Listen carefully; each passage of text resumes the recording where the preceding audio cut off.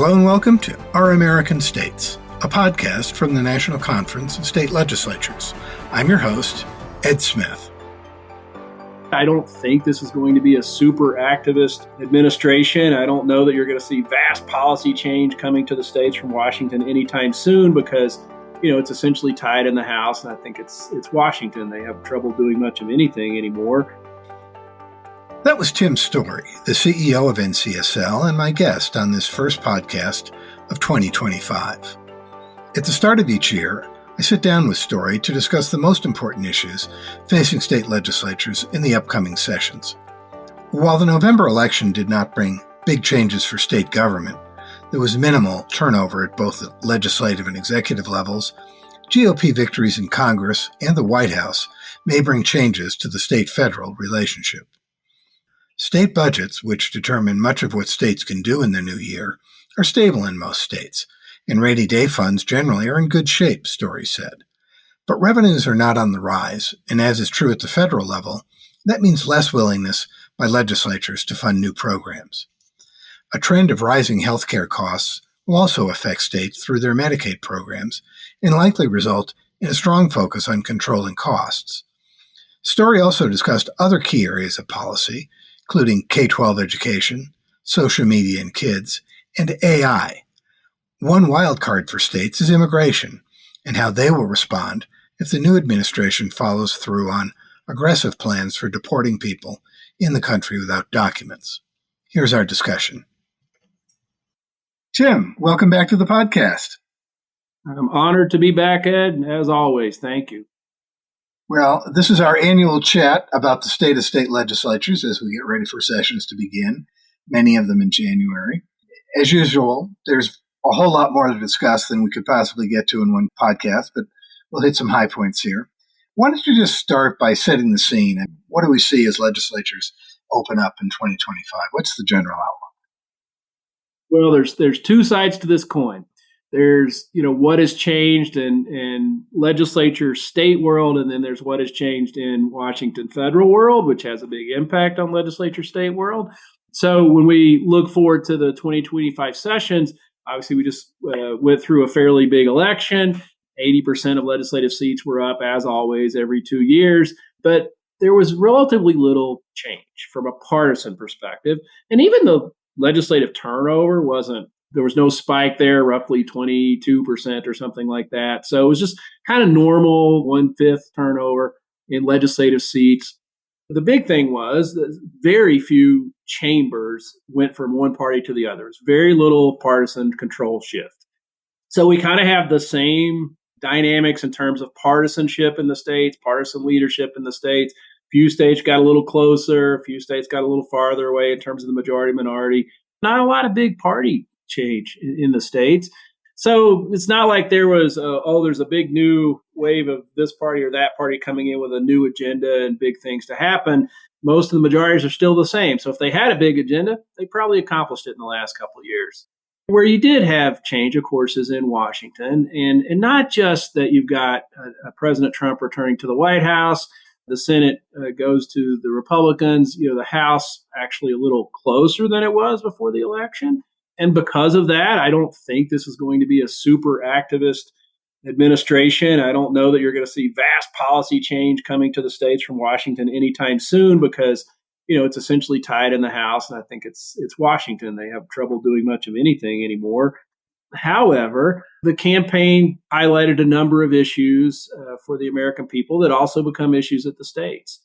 And so I think there's some connection between the conversation that happens in a big national campaign like for the White House, and then what legislatures might focus on. So there might be some states focusing on immigration policy, for example, traditionally the domain of the federal government, but you're going to see states coming at it from probably two very different perspectives, maybe in some cases some bipartisan approach to that particular issue. That's the two sides of the coin. Relatively no change from the election in states. And by the way, no governors change parties. So, I'm just talking about the legislative side of the equation. I think there are maybe 3 party control shifts, 4 if you count the odd year election in Virginia in 2023. So, no change in governors. but big change in Washington, partisan-wise. So there's the two sides of that coin. But the thing that I always start with is, budgets and where the economy stands. It feels like there's some shifting sands on the economy right now, and the economy's not sure where it's going to go. But what I do know is that states that are starting to tighten the belt already. We already know that there's a handful of states where they're projecting revenue shortfalls in FY25, so they know they're coming in short, and that will impact how they budget for FY26, the next fiscal year. I'm definitely catching a vibe from both legislators as well as fiscal staff. And it's not all states. Some states are very sound in terms of their revenues are exceeding projections, but all states are sound in terms of their budget stability. States have very healthy rainy day reserves. Revenues have been very strong for several years now coming out of the pandemic. There was a lot of federal aid that came through the states that has helped do a number of programs. I think nearly every state had cut taxes in the last couple of years. So that's affected it too. You have a reduction in revenue because states cut taxes when they had excess funds. So I think the theme for the 2025 sessions is it's not a crisis on the budget front, but it's going to be a lot tighter. It's not hey, we got money, fine, bring us a program. Let's go after. We've got a lot of problems to solve. We've got money to solve it. That's not the case. Let me ask you one thing before we dive into some of these sort of more down in the weeds there. One thing we talked about last year when we had this conversation was the dynamics that tend to govern legislatures during an election year versus a post-election year. And that in an election year, various things happen. Part of it is people are spending some of their time electioneering and also maybe not stepping into some of the hot-button social issues, that sort of thing. And I just wonder, now we've had not only an election, but a change in the federal administration. You just talked about that a little bit. How does that affect state legislatures? Does that sense of a new sheriff in Washington have a big effect on legislatures? I've always had this, I don't know this empirically, but I've always had this sense, this intuition that there's a cycle to legislatures in their problem solving mode. And that the legislature that takes the seats, the January seats after the election, there's more of a burst of policy making that comes with that. So they're saying, look, we heard from our constituents door knocking that businesses saying they've got workforce shortage.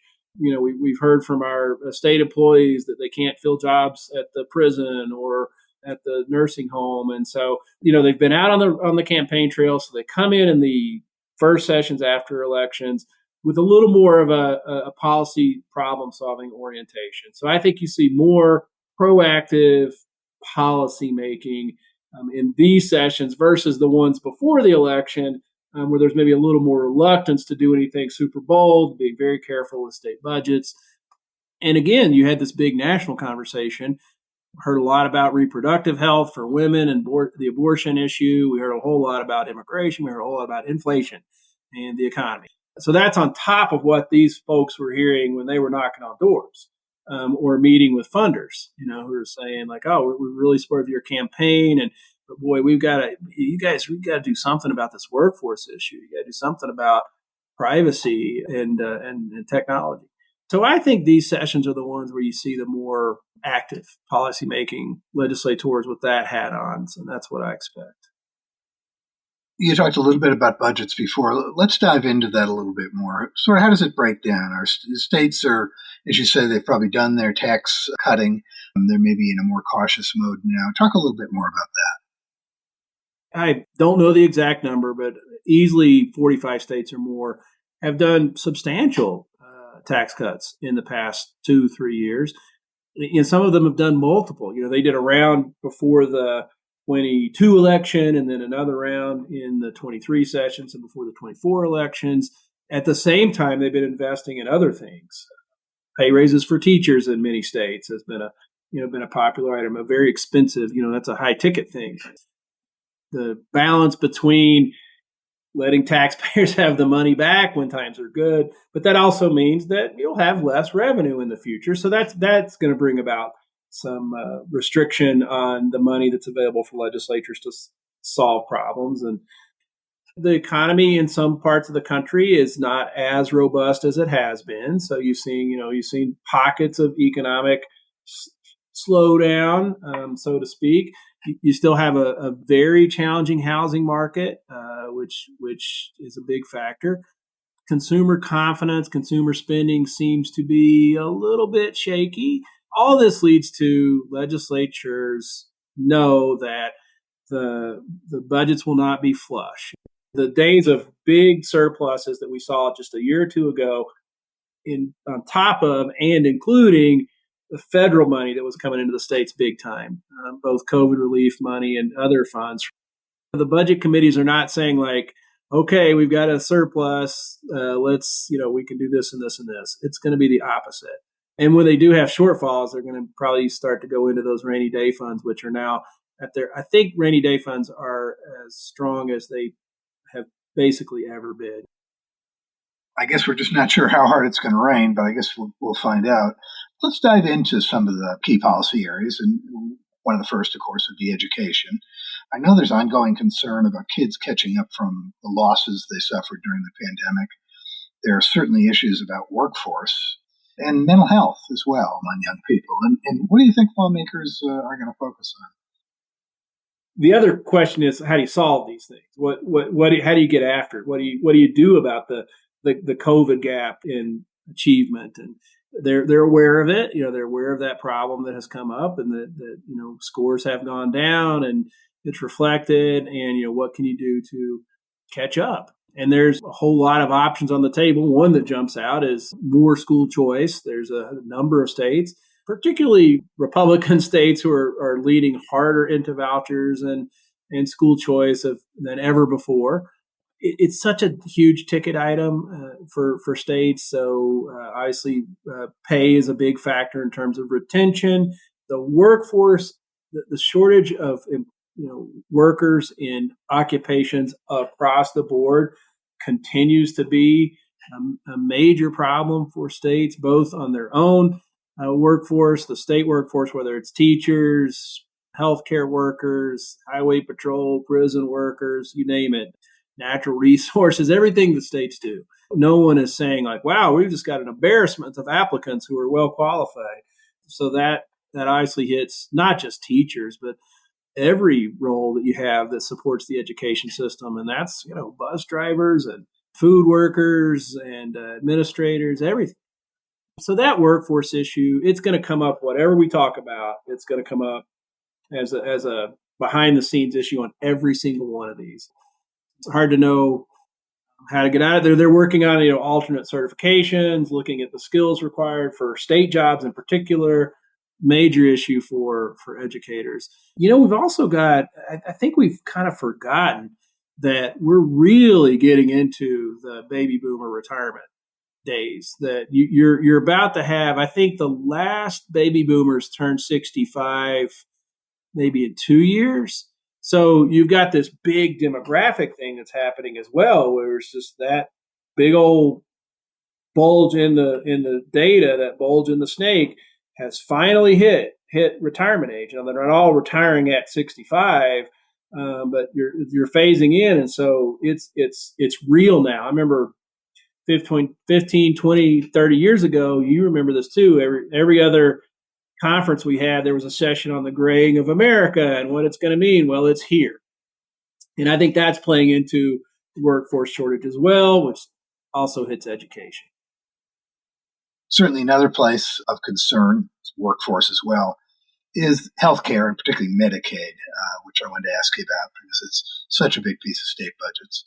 In 2024, I think they pretty well spun down all the people who had stayed on the rolls of Medicaid because of the COVID emergency.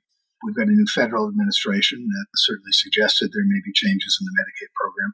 What do you think states will be looking at? Are they kind of wait and see mode at this point in terms of the feds, or what are they going to be doing? Oh, I don't think they can. I think they're all having to look at controlling costs. Controlling Medicaid costs is a vexing problem that has persisted, and it's not like this is new. Healthcare costs, while they sort of didn't spike up In the last couple years, it seems that costs are starting to jump again. Felt like we had a couple of years respite in double-digit healthcare cost increase. That affects also obviously Medicaid as well. So no, it's back to cost containment. It's back to looking for savings. It's back to that's eligibility. But you're right. I mean, you had the rolls went down. It's almost like that provided some fiscal cushion because you didn't have to cover as many people, but despite that, the cost, I think I saw data that said it exceeded that. So there were savings from the decline in eligibility, and the rolls did decrease. The number of people on the Medicaid eligibility decreased, but that has been more than accounted for by increased costs. So it's the same story. It's just states are just have to get into the weeds more and more and more, and that means looking at drug costs, equipment costs, personnel costs. It's a very, very difficult issue because it just keeps growing. It is the budget item that, has become, after education, the second biggest item. And that wasn't always the case. Everybody thinks like, oh yeah, Medicaid's always been the big ticket item. And it wasn't. It used not to be nearly as big a portion of the budget. It's grown and grown and grown and grown. So if you looked at it over time, take a 20-year series and you look at the pie chart of state budgets, Medicaid wasn't anything close to what it is now.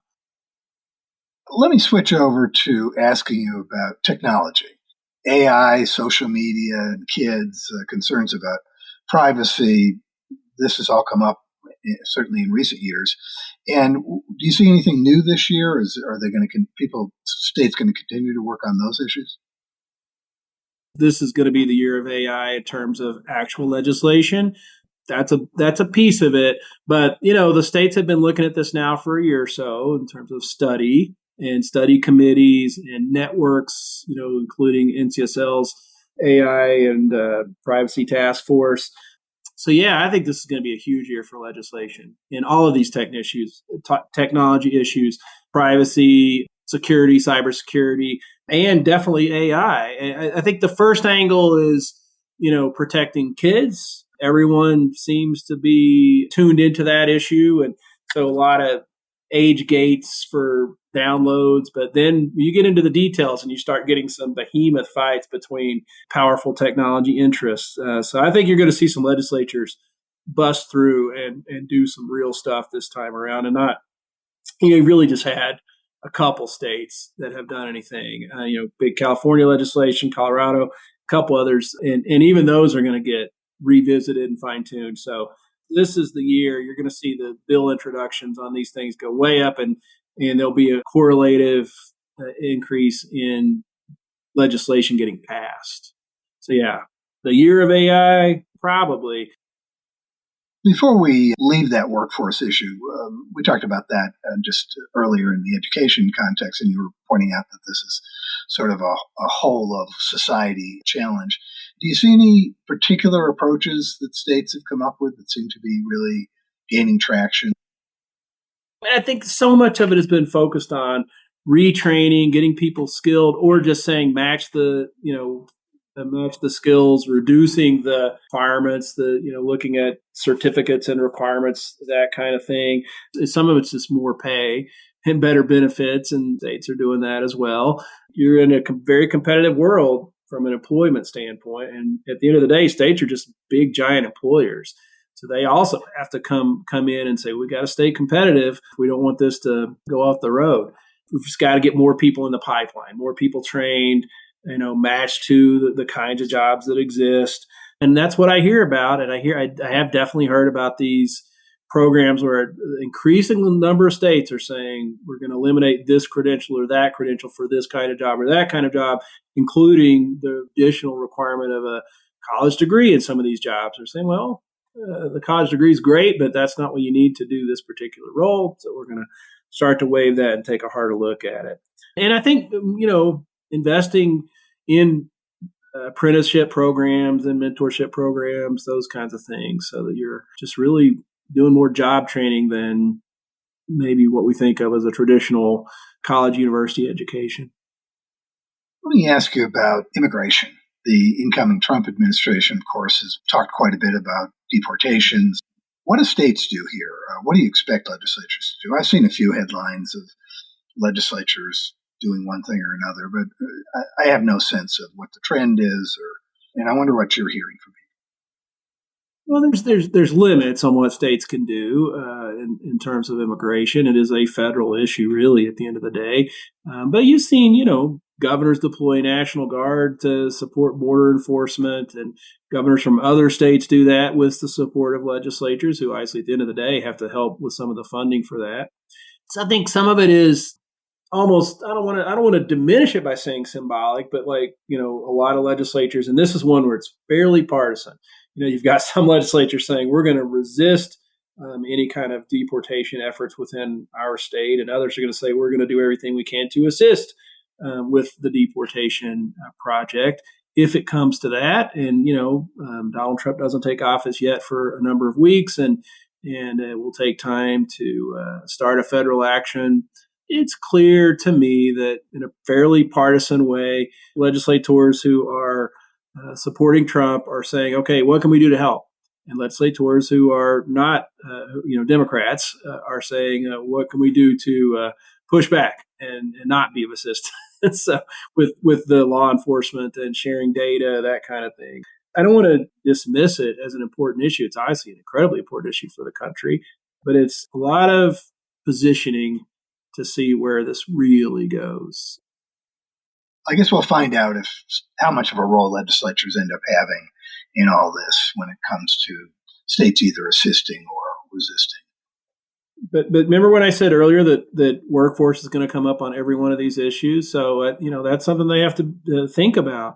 What role do immigrants, documented or undocumented, play in the economy and the workforce? And those are real issues. And I have heard legislators who are saying, let's find some middle ground on some of this, so to speak. I'm not the expert, so I don't necessarily camp out and say these are the borders of the middle ground.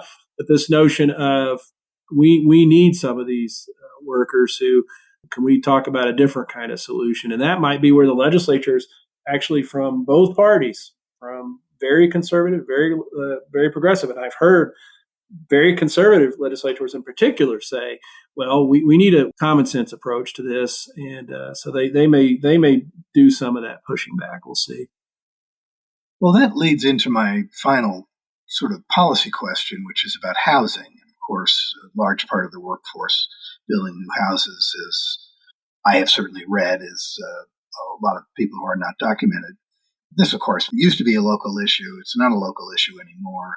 Now it's both a state issue and a federal issue, I think. And I wonder, what are legislators talking about in terms of how to address this and what they can do? I think the big trend has been on zoning reform, and the states trying to do a little more mandating on zoning to encourage local governments to take down some of the barriers on construction and building faster.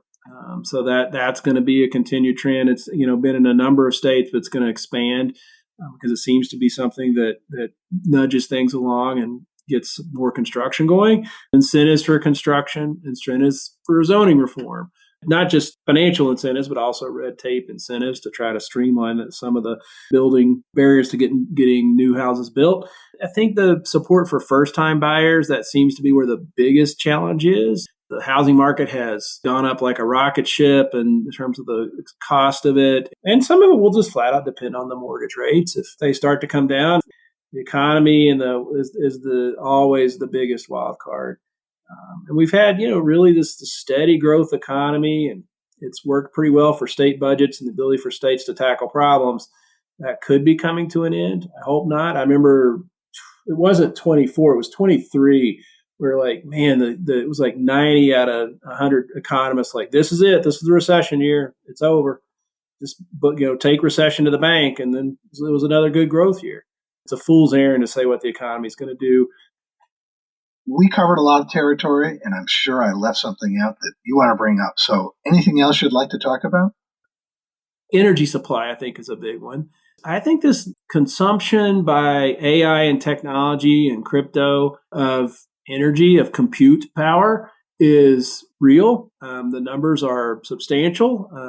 I was a little surprised. I couldn't quite tell. And then I started to see oh, wow, you're talking like big time a need for energy in certain states, not all states. So this push for cheap power is going to grow.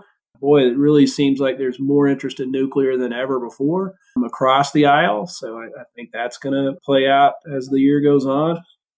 There's insurance management risk issues around natural disasters. I'm speaking from Western North Carolina, which had a pretty unusual natural disaster, and the need to figure out how to insure in some of these high risk areas continues to be a Gordian knot.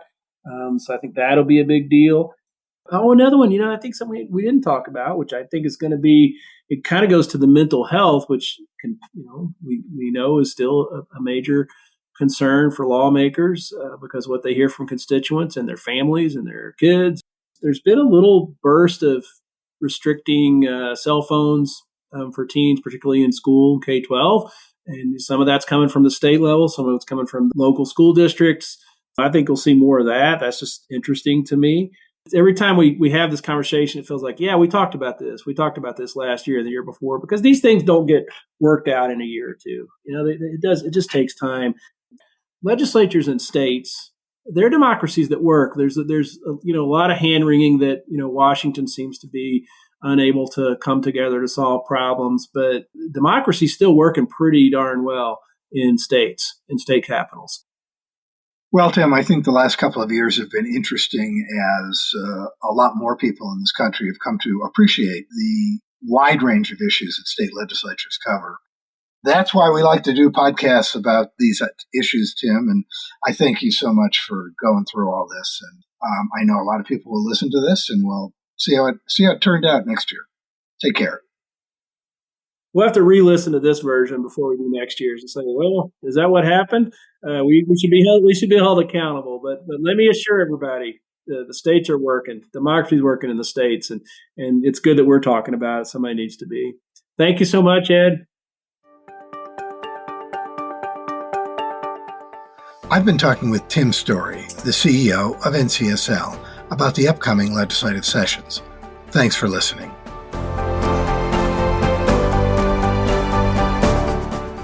You can check out all the podcasts from the National Conference of State Legislatures by searching for NCSL Podcasts wherever you get your podcasts. This podcast, Our American States, dives into some of the most challenging public policy issues facing legislators. On Across the Aisle, host Kelly Griffin tells stories of bipartisanship. Also, check out our special series, Building Democracy, on the history of legislatures.